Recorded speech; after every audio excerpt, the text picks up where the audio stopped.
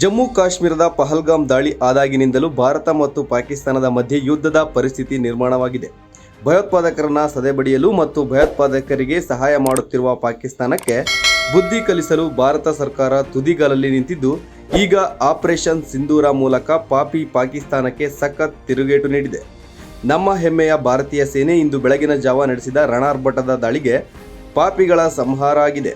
ಅಷ್ಟಕ್ಕೂ ಆಪರೇಷನ್ ಸಿಂಧೂರ ಅಂದ್ರೆ ಏನು, ದಾಳಿಯ ಬಳಿಕ ಅಲ್ಲಿನ ಸ್ಥಿತಿ ಹೇಗಿದೆ ನೋಡಿ ಅಂತ ಹೇಳ್ತೀವಿ. ಅದಕ್ಕೂ ಮೊದಲು ಬಾಸ್ ಟಿವಿ ಕನ್ನಡ ಚಾನೆಲ್ನ ಸಬ್ಸ್ಕ್ರೈಬ್ ಮಾಡಿ.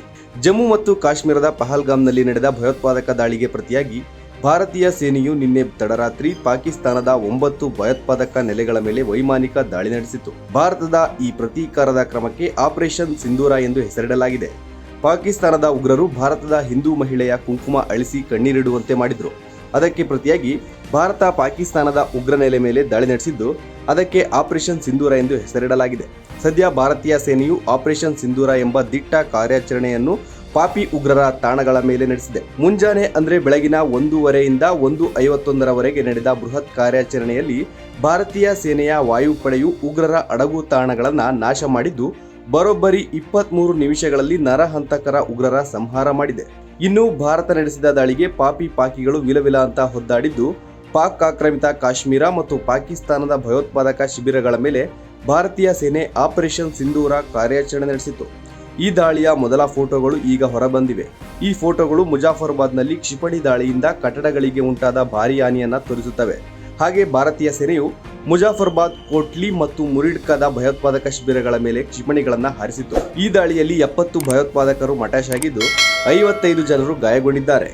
ಇನ್ನು ಉಗ್ರರ 9 ಸ್ಥಳಗಳನ್ನು ಗುರಿಯಾಗಿಸಿಕೊಂಡು ಈ ದಾಳಿ ನಡೆಸಿದ್ದೇವೆ. ಯಾವುದೇ ಪಾಕಿಸ್ತಾನ ಮಿಲಿಟರಿ ನೆಲೆಗಳನ್ನು ಗುರಿಯಾಗಿಸಿ ದಾಳಿ ನಡೆಸಿಲ್ಲ ಎಂದು ಭಾರತೀಯ ಸೇನೆ ತಿಳಿಸಿದೆ. ಗುರಿ ಮಾಡಲಾದ 9 ಸ್ಥಳಗಳಲ್ಲಿ ಬಹಾಲ್ವಾಪುರದಲ್ಲಿರುವ ಜೈಷ್ ಎ ಮೊಹಮ್ಮದ್ ಪ್ರಧಾನ ಕಚೇರಿ ಮತ್ತು ಮುರಿಡ್ಕಾದಲ್ಲಿರುವ ಲಷ್ಕರ್ ಎ ತೊಯ್ಬಾ ಸೇರಿದೆ ಎಂದು ಮೂಲಗಳು ತಿಳಿಸಿವೆ. ಅದೇನೇ ಆಗಲಿ, ಪಹಲ್ಗಾಮ್ ದಾಳಿ ಪ್ರತೀಕಾರಕ್ಕೆ ಭಾರತ ಆಪರೇಷನ್ ಸಿಂಧೂರ ಮೂಲಕ ಪಾಕಿಸ್ತಾನಕ್ಕೆ ಸಖತ್ ಪಂಚ್ ನೀಡಿದ್ದು, ಕದನದಲ್ಲಿ ಭಾರತವನ್ನ ಕೆಣಕಿ ಉಳಿದವರಿಲ್ಲ.